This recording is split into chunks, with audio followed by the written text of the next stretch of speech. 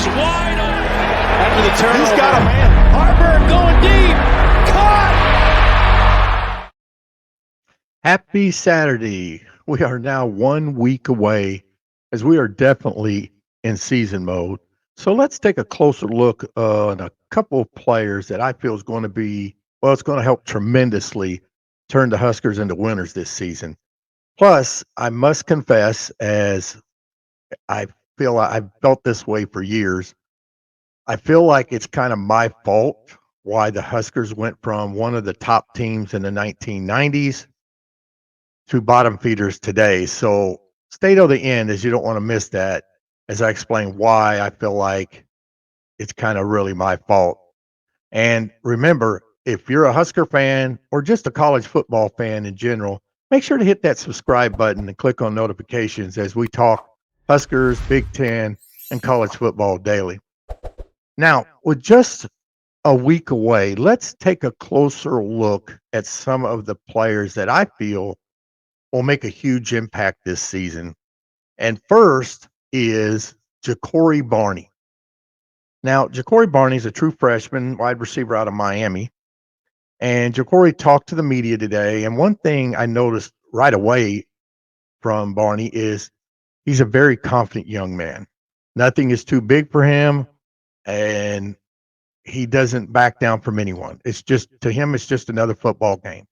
To him, it could be Pop Warner, high school, or college. To him, it's just a game. And that's why I feel like we have to give him a nickname. And I got the perfect nickname because Barney talked about himself being like a Swiss Army knife, said he could do it all. So I decided we're going to call him SWAC. SWAC for Swiss Army knife. I know, kind of cheesy, huh? So as Jakori talked about it, and he said he's just like a Swiss Army knife, he could do it all. So SWAC is his name. And one thing about SWAC, he's very confident. Very confident. He talked that the fans will see something really big and we'll see big things this season. And not just from him, but from the whole team. SWAC also talked about kick returning during the spring game. Someone asked him about that kick return, and he kind of chuckled at it a little bit and verified that he thought, yes, that Tristan Valvano was one of his teammates and was coming over to celebrate and made the tackle. So I'm not sure if he saw the light gray as white or if he wasn't even just paying attention to that and just thought he was coming over to celebrate with him. Today was fan day, and rule allowed for live kickoffs for the fans. And SWAC didn't disappoint us. And you could tell this kid's going to be electric. He's going to be extremely dangerous once he gets the ball in his hands. Anyway, he gets his balls in his balls in his hands. Boy, that don't sound right, did it?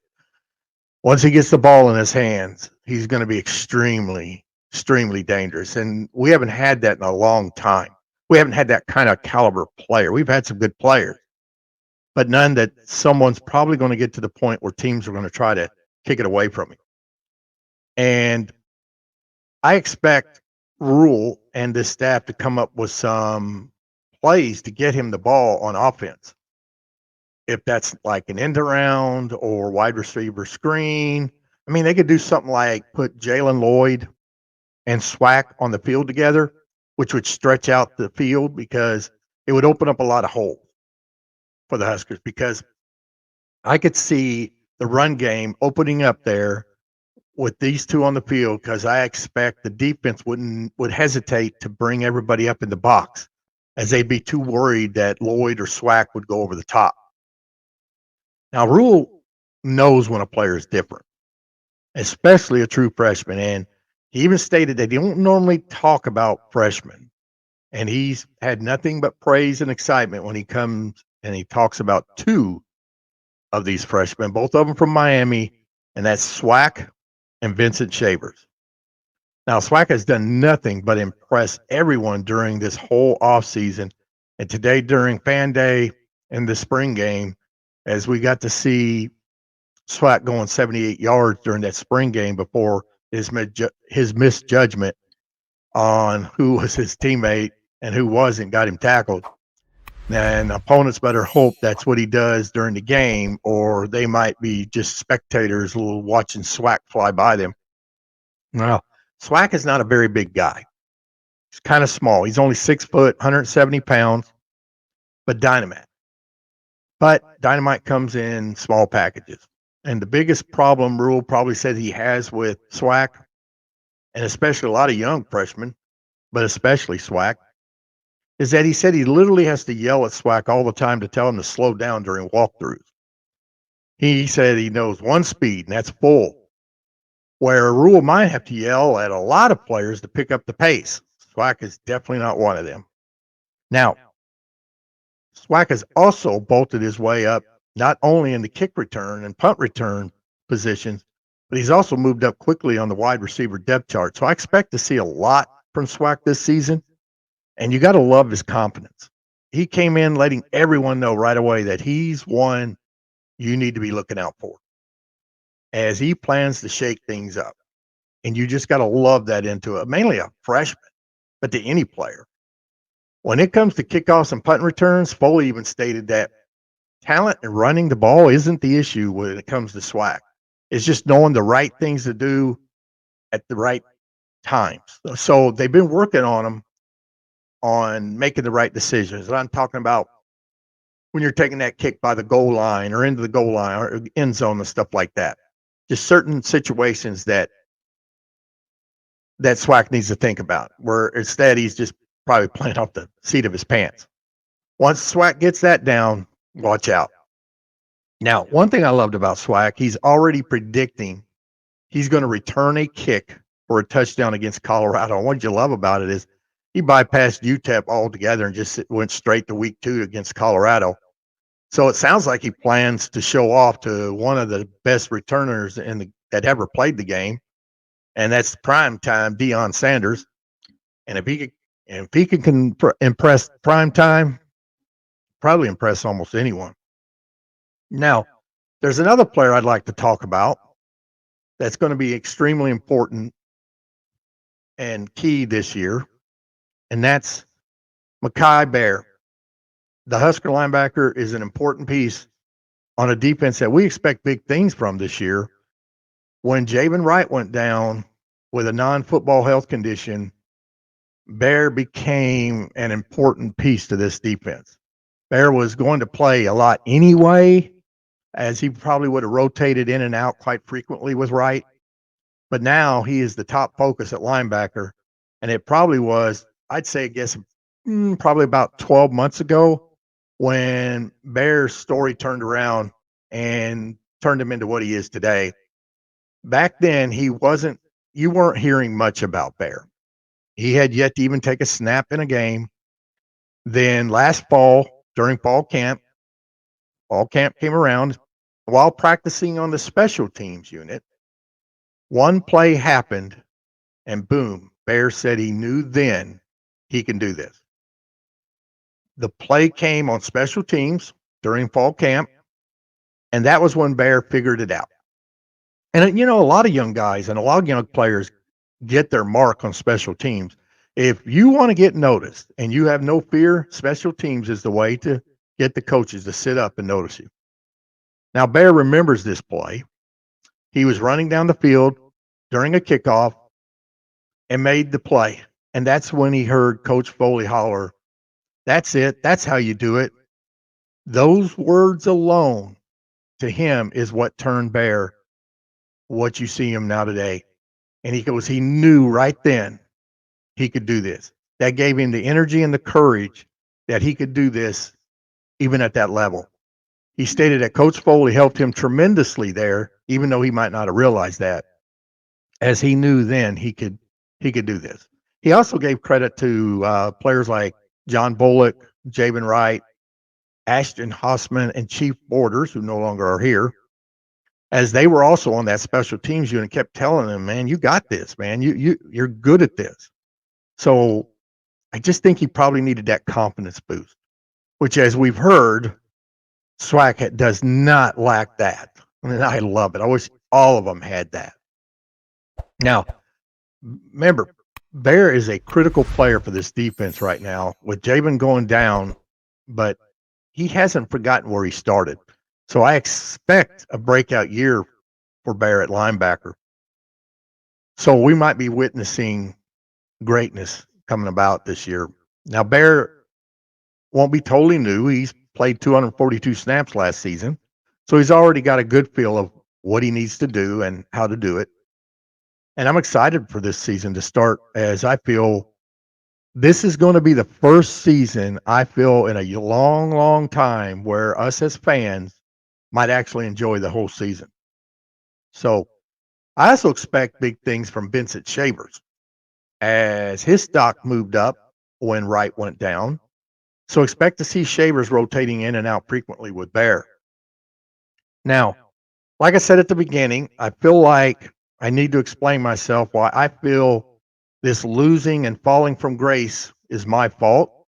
And let me kind of explain this. Back in the 90s, well, we even have to go further back than that. When I was small, 7, 8, I saw Bob Devaney win 2 back-to-back national championships, and then Tom Osborne took over. Tom was always right there. Tom won, and he would always be a game or so or away from a national championship. Got beat by Oklahoma a few times. Had one of the better teams with Turner Gill, Mike Rozier in '83, and got upset by Miami on a missed 2-point conversion because back then there was no tiebreaker. As the season went on, they finally got to 1993, and they played unbeaten, playing Florida State, Bobby Bowden for the national championship. And believe it or not, Nebraska was like 17-point underdogs in that game because they kept saying Nebraska couldn't win that big one. Well, they kept playing all these Florida teams down in Florida. Let them come up to Lincoln and play in January. See what kind of game they have. But either way, they were big underdogs.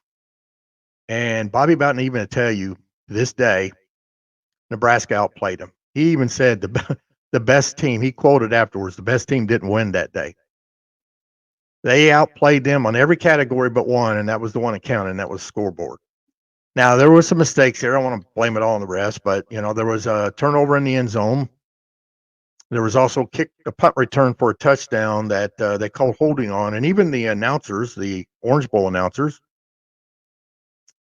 looked over and over that replay and couldn't figure out even where they even thought it was even close to being a holding. So they had no idea what they were looking at. And I don't either. Back then there was no instant replay. So then we go in the 94 season. Again, Nebraska goes unbeaten, going to play Miami. And if y'all remember that game, Miami led most of that game, got in the fourth quarter, and that's when I made the big mistake. I'm not a big religious guy. I started praying to God, please give me one. Please give me this. Please, I want this. I promise if you give me this national championship, we don't have to win another game. I don't care if we win again. Please give it to me. And what happens? Nebraska scores 2 touchdowns, 2-point conversion, boom, in the fourth quarter, wins 24-17, first national championship for Tom Osborne. Man, I was excited and happy. And then they started this downfall. But they did win the next year and then in 97, but then they've kind of gradually fallen down to where they are now. Started thinking probably a couple years ago that, did I cause this? Was me praying that, hey, they don't need to win again? Is that the reason why they've fallen where they've fallen? I kind of take that blame. So trust me, since then I've prayed and go, please give this back. I'm sorry, this is not what I meant. I don't think 20 years of losing ought to be punishment for that. So I'm hoping my prayers of turning it around comes true this year and they start winning again. It might be my fault too, because me and my brother used to laugh when teams would be rooting for a team that didn't win a lot, never goes to a bowl game. And got to remember, I grew up with Nebraska going to 35 straight bowl games from when I was 6 or 7 till I was in my 40s. They never missed a bowl. You didn't even think about them going to a bowl. They always went. And we used to laugh and go, man, how do you root for a team that doesn't win and can't go to a bowl? Kind of wondered then if God didn't look down and go, well, let's find out. And whack, Nebraska wasn't going to the bowl now since 2016. So I got to stop doing that. I know that. And I want to apologize to all of you because you have to go through this as well because of me. So again, I'm sorry. Well, make sure you join me every Wednesday as I started a podcast called Husker Talk with Jeff, where we talk and discuss Huskers, recruiting, injury updates, anything and everything throughout that week about the Huskers.